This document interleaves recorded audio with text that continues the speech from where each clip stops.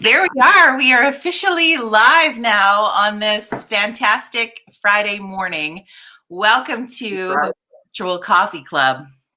My favorite day of the week is Fun Friday because we have the opportunity to meet somebody new and have some fun. And so this is the part, Brock, where we just do a little bit of like odd stalling while we let everybody have an opportunity to get their coffees and join us. Okay, sounds good. Because the nice thing about Friday mornings when you have a guest is you tend to stay more on time in respect for the guest. Whereas coffee clubbers, sometimes I'm here at 9:05. Sometimes you have a coffee making incident. I'll be 100% honest, Jody. I have nothing else to do today. So. Well, I don't think you're the only one anymore. We're all kind of just like, what else? I'm going to relax a bit. So maybe I try to break a Netflix record on how many shows I'll watch or something like that. He said to me when he's starting to feel better, I'm like, what are you going to do today? He's like, I'm going to beat my record of how many movies I watch on Netflix. Yes. Yeah. Good goal. Well, I saw... Inspirational. So. I saw a really funny joke posted that it was like, asking like the Alexa what the weather forecast is. And then the response in the joke was, well, why? Where are you going today? Yeah, exactly. True story. Wow. True story. All right. Well, let's get started now that we've got a few people hanging out with us. Please say hello in the comments as you join us in Coffee Club. And if you want to send any messages to Brock and Steph through the process, they'll be able to go back and read those after we chit chat today. So I encourage you for that. And just welcome to our virtual Coffee Club. We're really excited to have people come and join us, share messaging. And I think I've been cyber stalking this couple for quite some time now and just really enjoying their messaging, which you're going to find out a little bit more about today. But I would like you to welcome Broc Higginson and his wife, Stephanie, to our virtual coffee club. Hi, guys. Hi, Jody. Thanks for having us. Yeah, happy Friday. And hello to everybody out there. Hope you're having a great day, staying warm, not blowing away if you're in the southern part of the province. Right, the wind coming in last night was something fierce. I was like, are we living in Lethbridge now? What's going on? But now I was trying to think back before we got together to connect for this coffee, Brock, of when we first met each other. And we've talked about this a bit before we went live and we can't remember, but I remember why. Yes, I do. Of course, it's for Canadian Country Weekend. Yeah, you were one of the, were you like the main organizer? There was this huge, if you remember, if you're from Southern Alberta, for those of you watching, there was a huge country music weekend in Fort Macleod. And there was so many artists and it was celebrating Canadian country music. And that's where Brock and I came to be friends. And that was such a fun weekend. Holy smokes. Well, I had a great time. I don't know if Seth had a great time to line and keep me going, but yes, I was one of the main organizers along with two other friends of mine. One was Jesse Sadlowski and the other was Kirk Baylor. We had a great time doing it. And to be honest, some of my best memories of ever hosting entertainment or activities like that. So I've done several others, but the very first one, I got to be honest, when you're doing it just with your friends and stuff like that, you never forget it. So no, it was such a cool weekend, and I was always so appreciative that you invited me to be a part of that, and we had a lot of fun. It was good, and we've stayed connected. I think thanks to the world of social media ever since, and have managed to we check in with each other from now and again. And it wasn't long ago. I mean, you'll give us the details here in a moment where you had a fairly significant, probably awe-striking sort of scenario happen in your life. And I was watching one of your interviews with the local news from Lethbridge this week on your social media, and you basically had one day you were headed to do something and then it all changed. Can you tell us a little bit about your story? Yeah, a little bit. I was, I've always been a healthy person. My wife might argue that I don't eat the best at times, but always been healthy, been able to I could go run the 5K and be just fine and be sore the next day, of course, but never had any health issues of any kind. Evening before COVID, it's a little bit different. We were outside. I was outside with some friends, kind of having what's everybody call them, driveway beers, if you're allowed, as people would have them, and that evening, really late at that evening, I wasn't feeling well. And this was on June the 23rd. And so still during school time for me. I'm a school principal, elementary school principal here in the city of Lethbridge.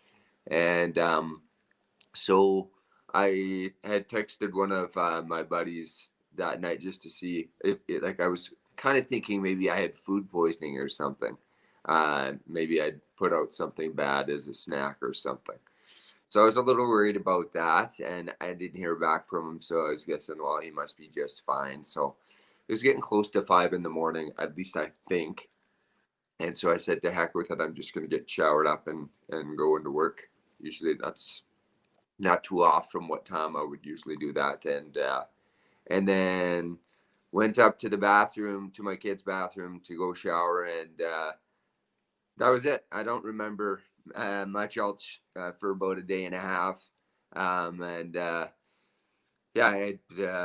had suffered a seizure. And then usually that's where I kind of default to this beautiful lady beside me about what actually happened during that next day and a half, because I was out cold. So.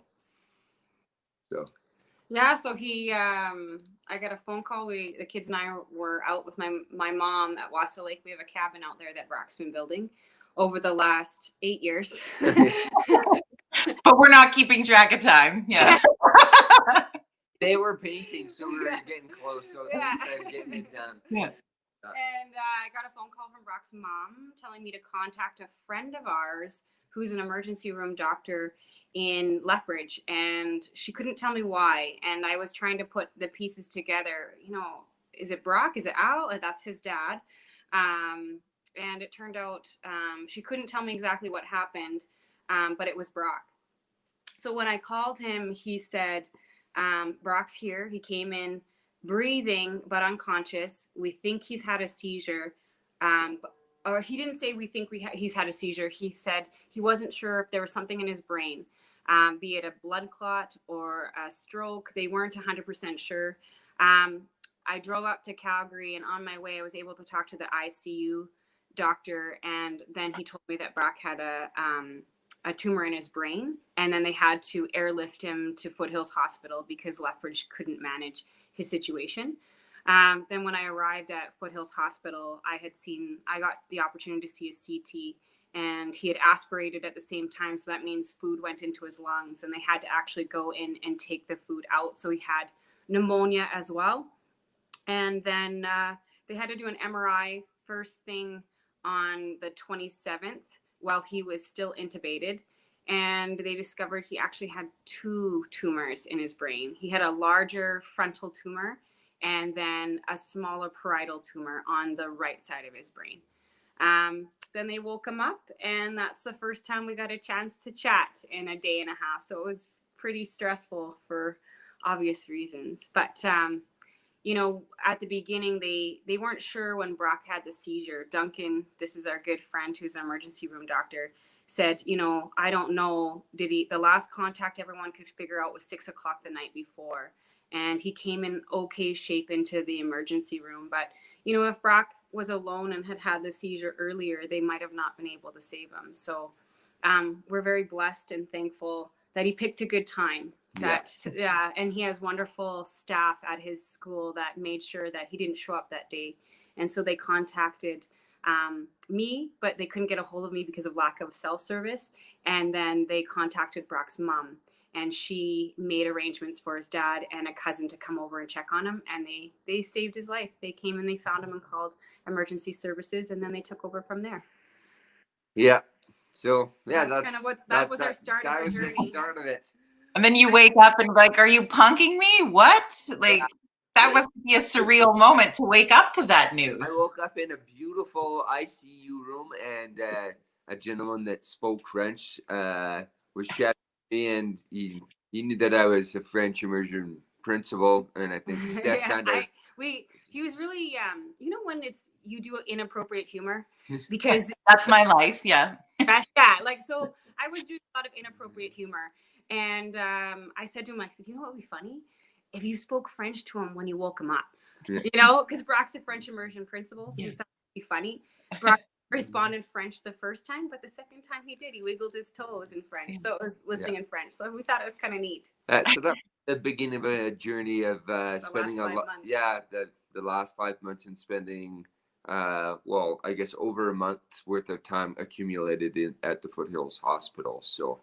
Uh, so yeah, from there we went up to the neuro ward once they got me stable, and they really tried to get me stable with reducing the number of seizures I was having due to the pressure of the tumor in my brain, or the tumors in my brain. And that took about 10 or so days.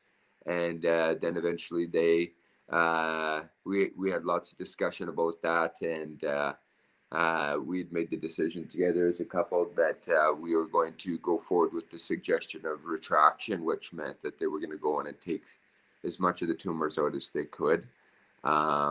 They gave us 3 options. We met with 2 different neurosurgeons, and one suggested, you know, we could watch it. We could see, you know, it's a very slow growing tumor, which is great news for us, and watch it over the next 6 months and see if it grows. They could do a biopsy, or they could do a resection where they actually go and debulk and take out the tumor.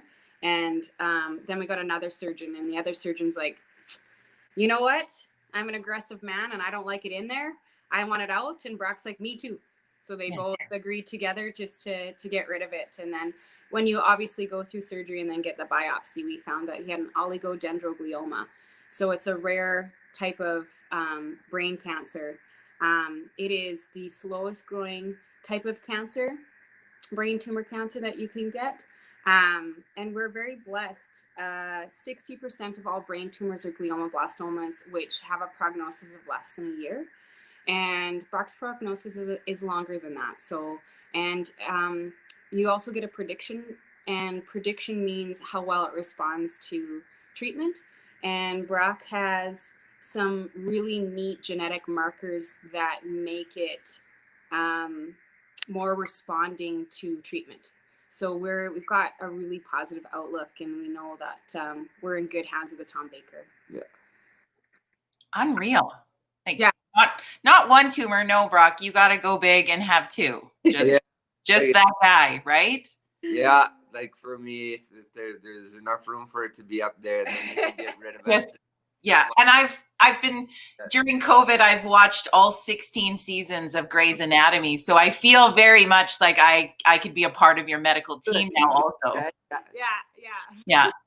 You just know those things. But what I think is amazing, Brock, and you know, one of the reasons I wanted to share your story is because it's remarkable, and it reminds us that one day we're headed to the shower and the next day it could all change. Right? Like in the midst of all that's swirling around us in this world, things like that could happen without it knowing. But what I have really loved about your outlook on this, and the fact that you have been so brave to share your journey on your social media, is that you have a pretty exceptional outlook and attitude towards this. And you're helping so many people while you go through this. And I'm not sure if you understand the impact that that's making in our world. Well, you know what? Slowly realizing how many people are following along, right? Because I'm starting to get messages from, you know, friends I haven't seen since, you know, maybe even, and I can even say sometimes like junior high, and I'll get a message from one of them out in Newfoundland that said, hey, following along, and you know, wish you the best. And you know, even yesterday when Steph and I had an interview with local media, they said, we don't think that we know anybody that doesn't know what's going on with you right now, Brock. So, you know, that's you know, it's flattering, but you know what, I'm fortunate. I have a profession that I get the chance to make an influence on a lot of people, and that's and I feel really grateful for that. I love my job. Being a principal, I can't think of a better job, to be honest, in the world. Um, it's tough because we're talking about COVID right now, but well, we're in the midst of COVID. But prior to COVID, I would get hugged like 250 times a day at school. What? And By women? and I probably honestly get, well, probably between 600 and 1,000 high fives, right? So, Yeah. you know, that's pretty awesome. Like, other than being like just going kind of off the deep end and being a Walmart greeter that's just kind of having a blast. I don't know if you could be, you know, you could have a more kind of bucket filling role. So I'm pretty lucky that way. So, but it's not all daisies, and you know, I try to be realistic with everybody when we go through stuff. It's been really tough on Steph and I and our family.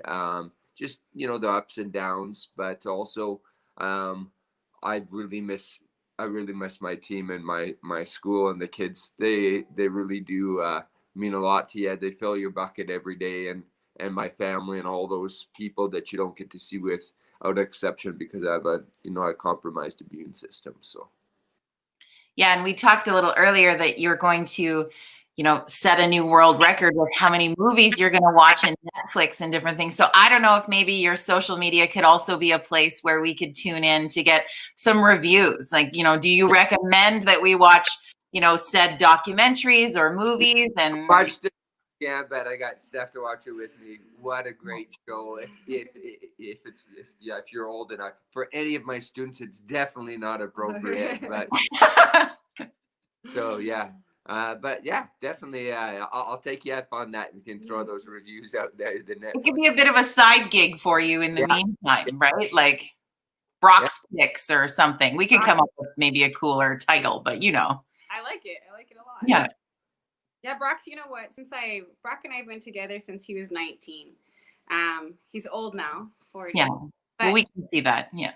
Since I've met him, he's always been that kind of guy that just always looks with that glass half full. And going through this experience, I don't know if there's anyone who can look at having cancer as a glass half full. I'm a pessimist and a realist. And man, oh man, I feel like my glass is half empty most of the time right now. But every day he reminds me, and I learn so much from him, that he's here. He's here. He's breathing. He's doing it. He sleeps a lot. But sometimes I bring my dishes back over to the kitchen. You basically are a house cat. It sounds like. Well, yeah. We joke about me being a lazy house cat. So yeah. A lot. Yeah. But his attitude of gratitude is not something that just started with having cancer. It's something that he's always had. And he has a mother that is just like him. They see the best in life and they're always positive. And thank goodness he gave that to our daughter. She's just like Brock, a big ray of sunshine, and every day is just a great day. For those of them who know all three of them, it's true.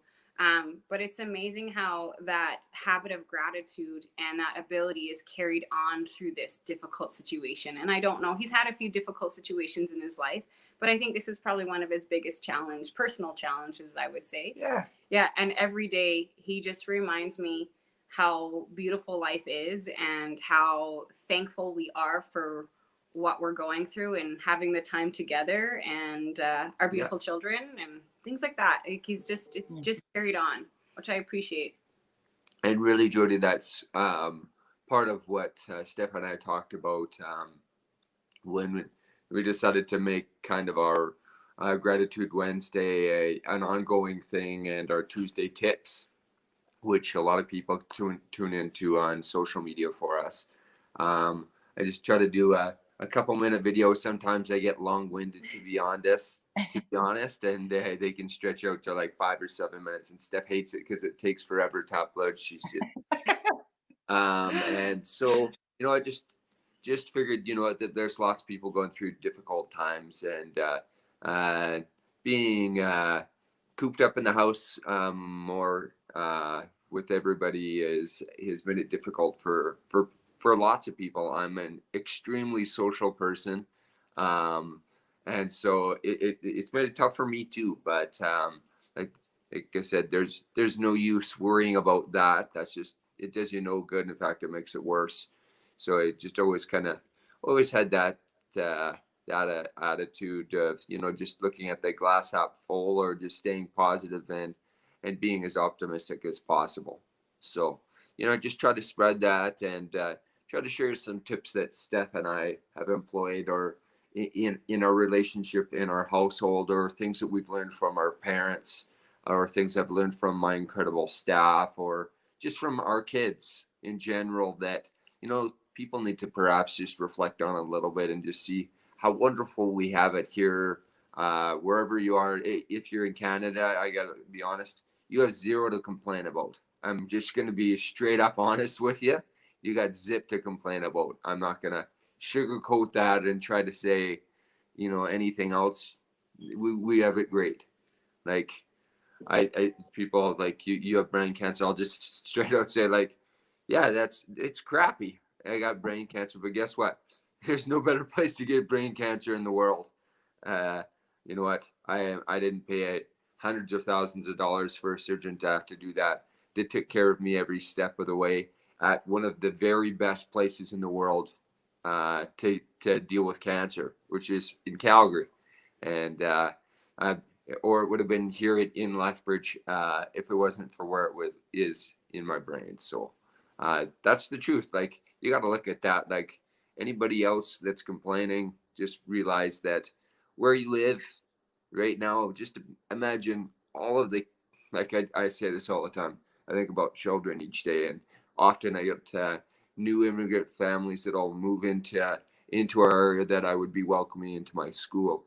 And, I'll get the background story of where they're coming from, right? And your heart goes out to them, but you do your very best, and you talk to the teacher about, where they're coming from, or maybe even our counseling group, or the rest of our team, and just, hey, you know what, this child needs extra love, because, where they're coming from, they weren't getting it at all. So, you know what, that's just, you gotta look at it realistic, being a realist, but also just being the optimist, just saying, hey, you know what, it doesn't get better if you're gonna get sick here, okay, guys, just realize that, and be grateful and thankful for the incredible people they don't look after you, because they are.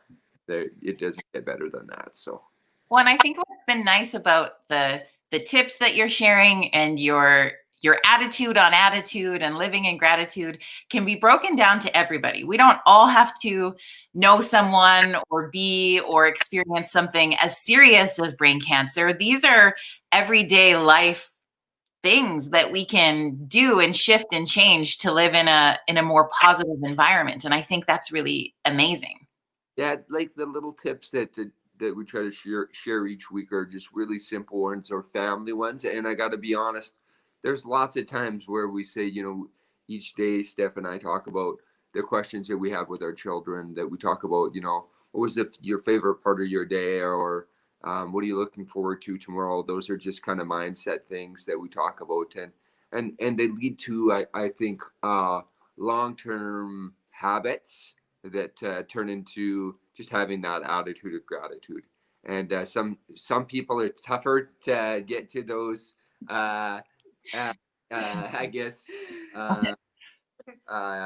just routines. But we really hope for our children that that's something that we do, and that, that I know both Steph and I have learned from our parents, because we were raised differently. I was raised, I would say, in a much more casual household. But I also come from a household of 8 children, and so my So you're parents fighting for dinner. So my parents, I think by the time they got to the 5th boy, which is me, I'm the youngest of the boys, that just go out there and Good luck, friend. Yeah. Yeah, just make sure you're home before we wake up, right? Kind of deal. But no, I shouldn't say that. Honestly, my parents wouldn't go to sleep until I checked in, knocked on the door, and said I'm home. So at 8. Yeah. Yes. So it's all in good fun, mom and dad. Yeah. yeah. I So think it's like, And when you say that everyone can practice gratitude, Brock's right. It's not easy for some. You know, like it's hard for me. I have to work on it daily. And I have an excellent role model that every day it's in my face, which helps. And so in conversations, I'm learning. I'm constantly learning. But it is work. I won't say it's gratitude is something that I have to put in every day as a part of my day. Yeah. So, you know, for people who are like, oh, how can you be grateful? It's not this. Look at what's going on in the world. Look, your husband has brain cancer. Yeah, my brother, my husband, my beautiful 40-year-old husband, who is the love of my life, has brain cancer. How can you express gratitude? Well, I express gratitude because Brock has taught me how to, and I practice it daily. Yeah, and those little practices are just those tips that we try to throw out there for everybody. And some work for people, others don't work at all for people. And so, you know, whether they work for you or not, it's not going to stop me from getting the opportunity to share them. And what I noticed is when Brock started doing his Gratitude Wednesday videos, people in the comments would be kind of like asking, like, how do you do this? How do you do this? And so then we came up with Tuesday tips because we thought it's not easy. It's expressing gratitude sometimes is difficult. So we thought it was kind of a neat idea for him to kind of say, how are you so grateful? What do you do? And like I said, I come from the perfect job that, you know, you have to have a lot in your toolkit to be ready because, you know, you have 800 personalities in your building each day that you have to. And that's just the staff. Yeah. The staff.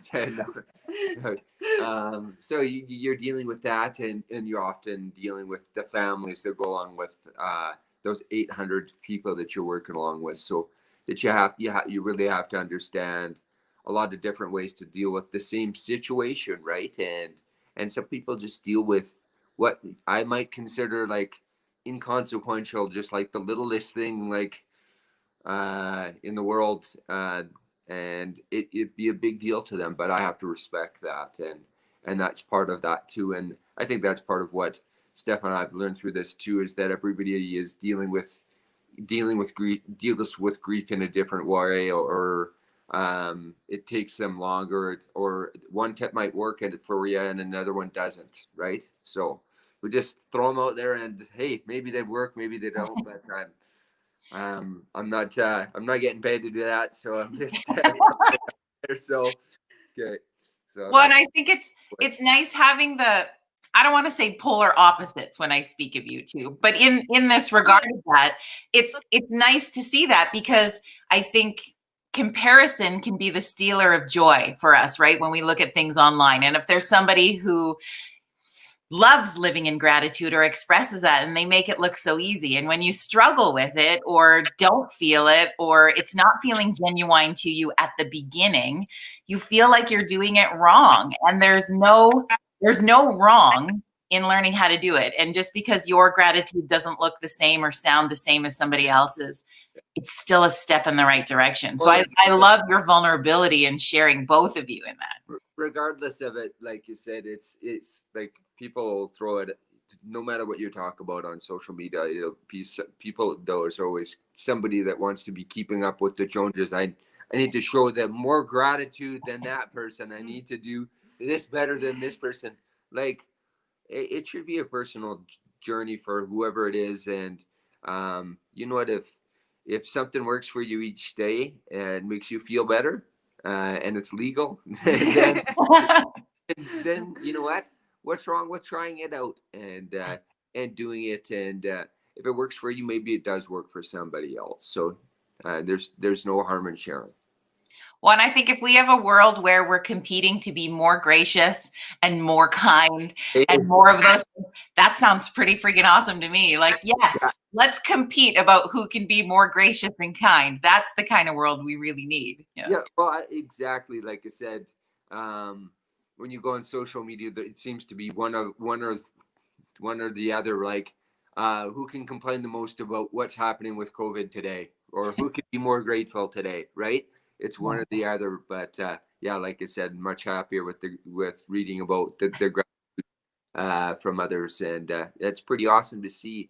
And like I said, for Steph and I, this journey really didn't start, 5 months ago about just gratitude. Well, it really did kind of get closer to home, but for me, it was about 3 years ago when we started kind of this process with my staff and with the kids at our school, and talking about that, and really doing more reflection on journaling and things like that, and just kind of some of my tips that I would use for myself, and things that we would write down on little, I don't want to say sticky notes, but and then Steph and I looking at those kinds of things together and talking about them, or what things can we do to make our relationship stronger. And the sticky note one is one that I share all the time, and I take pictures, and it was one of the first ones that I'd share with my staff. I said that, each morning I get up, I usually am out of the house before anybody else is up. And I'm a well-taken woman, care of woman. That's good. Yeah. So Steph and I just have a stack of sticky notes in our bathroom, in our ensuite, and a Sharpie marker, and then we just write something we love about one another on that sticky note, and you stick it on each other's side of the sink, and we stick them up and have them there, and so you kind of have the eclectic rainbow of things that you appreciate about that person, and so that was one of the first things that we did, and it made a really big difference, and I could just see that was one of the tips that to give to staff, and then we brought that in to the school place, to one another, or to the kids, and the kids' opportunities to stick things up and share appreciation for things, or for their family, or whatever it may be. So When I like that idea too, with a bit of a twist, and we launched a kindness revolution in our coffee club in the beginning of October, and November's theme is showing kindness towards yourself, because we have to be able to build ourselves up. So I would love people to take a sticky note every morning and write something you love about yourself up on that mirror also, and then remind yourself that piece about that you love about you every single day. And then after a few days, like, how awesome of a visual is that? Yeah. It is. And Brock and I, like I said, we started it about 3 years ago. And if you look at our bathroom, we finally had to take some down or stack. I have some in a book, and even we haven't expressed our gratitude in sticky notes, obviously, in the last 5 months. I'm not the best at rating. So you're not awake most of the day too, Yeah. But for me, going through Brock not feeling well, I have that visual every day that I can look and hang on to. Yeah. This is my husband, this is how much he loves me, because he couldn't express his love to me for a very long time. He didn't feel well enough. I'm still I honestly, Jody, I'm still a little flack, I guess you could say, or have difficulty with I'm usually quite expressive and articulate, and I'm still I still struggle with that a little bit. I'm doing my best, and having opportunities like this give me an opportunity to talk more and to be expressive, but inflection in my voice, or even just like I mentioned, I'm a very hands-on and affectionate person, but I can be monotone and I can be direct now. Not as kind, it doesn't come across as kind. He is handsy. So yeah, not handy. Handsy. Yeah. Anyone who knows him knows that one of the best things is his beautiful smile and his big hugs. Yeah. Many qualities to Brock, but that's a big one that people say, that to see his smile. But I think he's gone through brain surgery. He's gonna have to recover and learn. He's learned how to use the left side of his body. He had left side neglect when he came out of a surgery. The left side of the tumor affected the left side of his mouth. So he has paralysis in the left side of his mouth, and then even he has to learn his facial features over again. What we're all learning. We didn't know that he had to go through this. Steph will always go like this to me, because I'm always like, and I try to hit him really hard. But again, like I said, I think I appreciate those sticky notes, because I go back every night when we've had a rough day, because we have a lot of rough days. This hasn't all been roses. We haven't always had gratitude every day. We haven't, and again, I'm a natural pessimist, so it's been tough to go through. But at the end of the day, I sit and I read all the notes that he's written to me. So right now on our bathroom, there's got to be maybe 100 sticky notes on my side of the bathroom. And I'll sit and I read them if I'm having a bad day and I need that reassurance that I know that he loves me, because he can't express it very well right now. A little bit better now than it was, a couple of months ago, the last 4.5 months. But it's amazing how even looking back of having a habit 3 years ago has been able to affect my life now. So I really appreciate that we started that, and we do it. Our daughter actually will run around our house and you'll find sticky notes everywhere. That's the way she is now. Maybe we need to get you a sponsorship from Post-it Notes or something.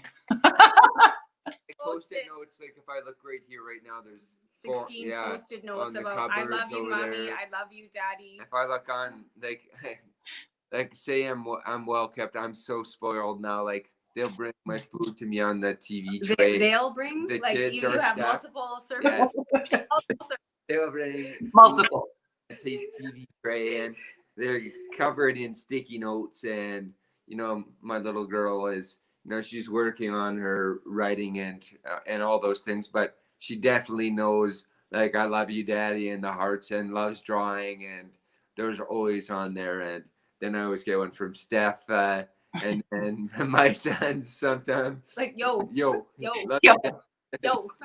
Sup, Dad? Yeah. That's what I've done. Like, so just to bring that sticky note part up, obviously Brock hasn't been able to, it's difficult to feed himself. Not now, he's a pro at it now, but when he like through the 6 weeks of him having continuous seizures and waiting up to surgery, it was really stressful.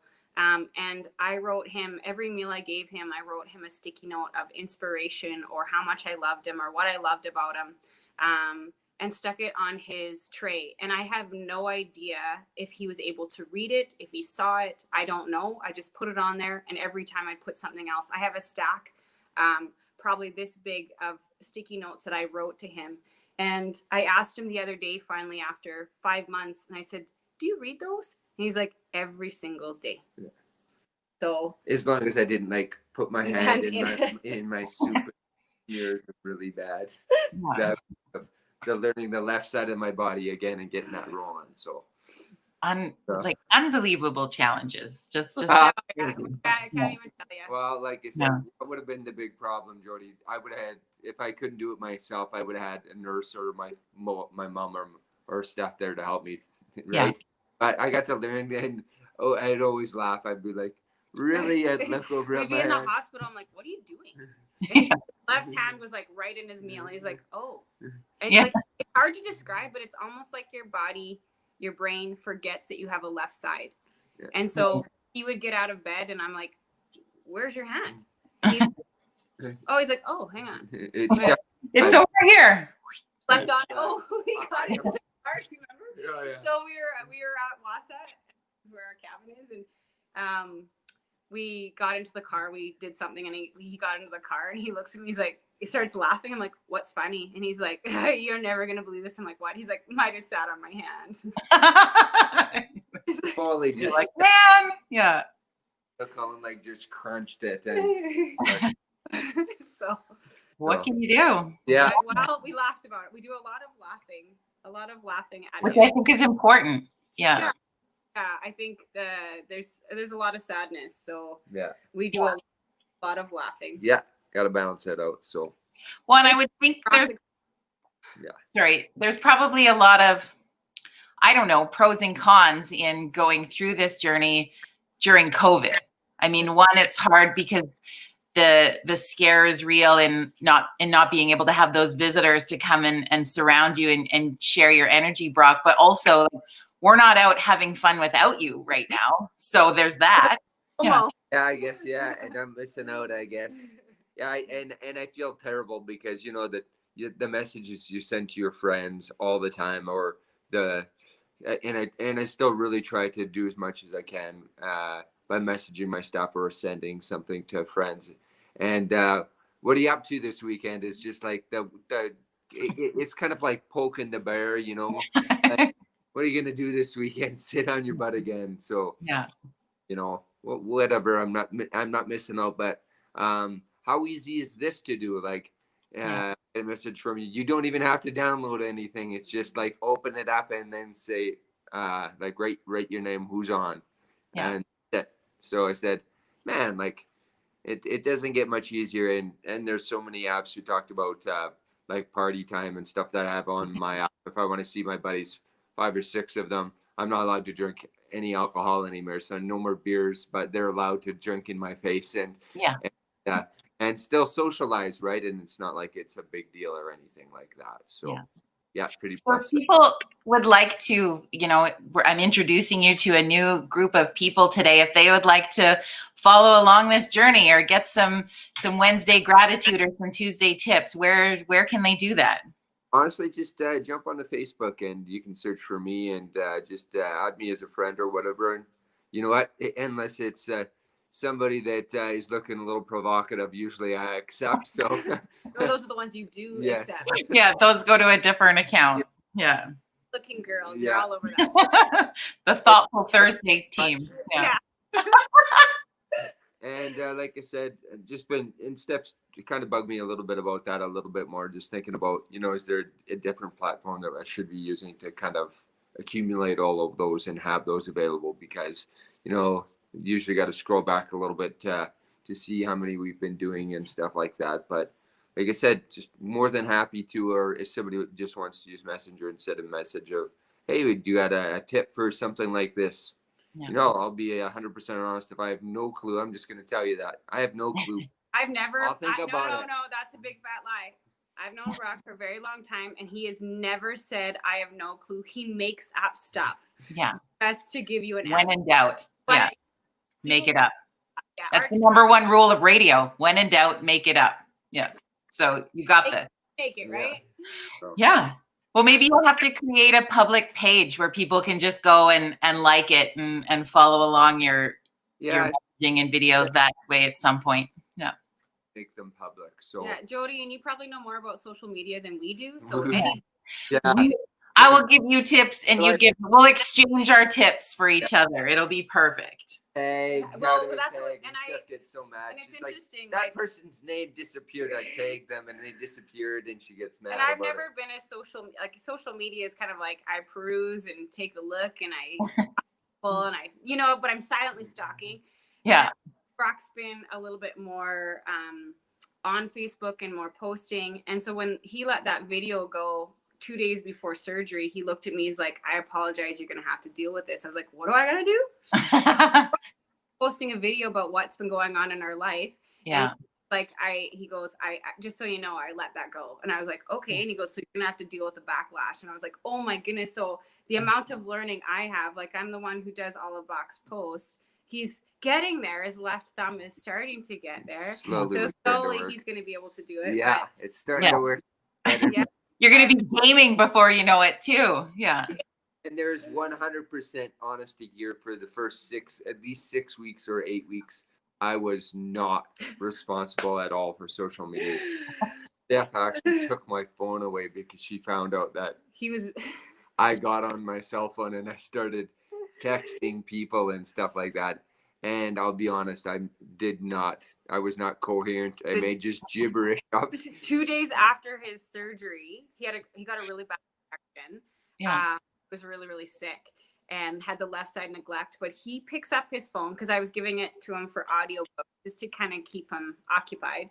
I come there and I look and he's posted random things. And I mean, they did not make sense because he was on heavy narcotics at the time. Did not make any sense to his boss, the superintendent of school. That was like, oh my gosh, did you send this? And he's like, I don't know.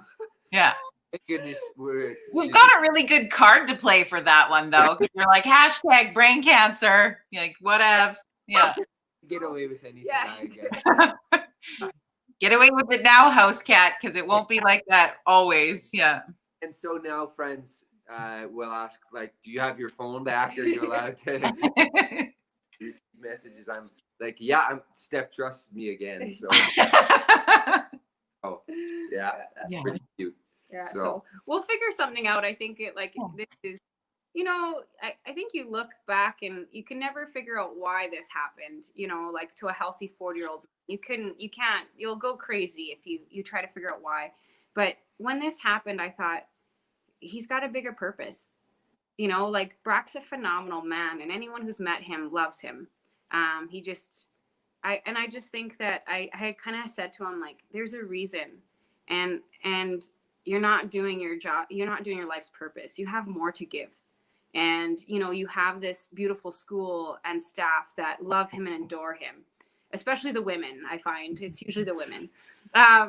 But I said, you know, more people need to get to know you. More people need to hear what you have to say. And that's kind of why part of the reason we started Gratitude Wednesday is because, you know, to help him, I think it's therapeutic for Brock too, is to express his gratitude to others and mentor and coach like he's been doing most of his life. But, you know, to reach out and allow more people to hear someone else helping you, coach you, and encourage you to be more grateful. Yeah, that's one of my absolute favorite things to do is to get to mentor and coach people in various stages of their life, regardless of what their occupation is. I'm really fortunate to get to do that with lots of people in lots of different realms. Like I said, Jody, you and I first met each other in entertainment, right? And hosting festivals, and I have a real estate background. I guess what am I? The director of growth for a real estate company, and I'm a principal, and so I get the chance to mentor and coach a lot of people in a lot of different areas. So I love doing that. You know, have you thought of it from this perspective of just those simple conversations that you get to have all the time, and it really it's bucket filling for me when somebody says, "Oh, it's you know, I don't want to be a burden." I grew up in a household of 10, so trust me, having a conversation one-on-one is a luxury.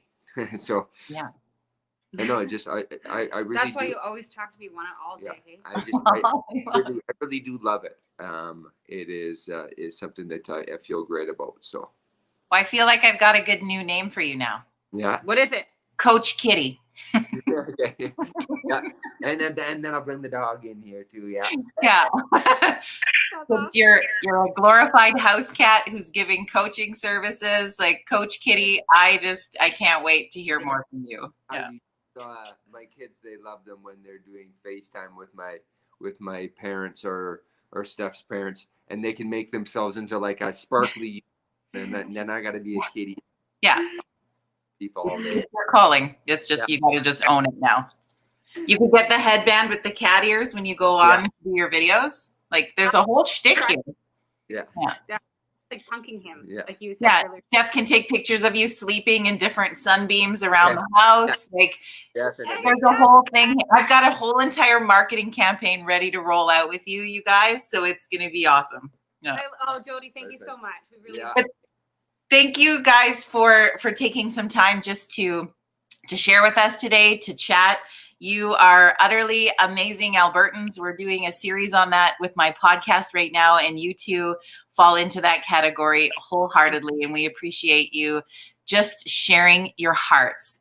That takes a whole level of bravery and courage that people just easily take for granted. So thank you for being those people, and we are so grateful. Well, our absolute pleasure, and like I said, it's wonderful to see you. And thanks for taking your time to, to focus on the positive. Like I said, it's just another opportunity to fill people's buckets, right? And we just need more of that. And I just really Yeah. Okay. I can't not now. It's you will be so annoyed by me moving forward. Every comment of his gratitude post. Thanks, Keith. Yeah, you're gonna have little cat prints and you wait. The merch, we're gonna roll out some merch just for right after Christmas. Yeah. Okay. Lots of stuff. Yeah. All right, you guys have a great rest of your day. Good luck with your Netflix. What's the word? Breaking your record. And I can't wait to see more reviews on there. It's good. Queen's Gambit. Yeah. Trust me. Thanks, you guys. Have Thanks, a Jody. great Take Friday. care, hey? Yeah.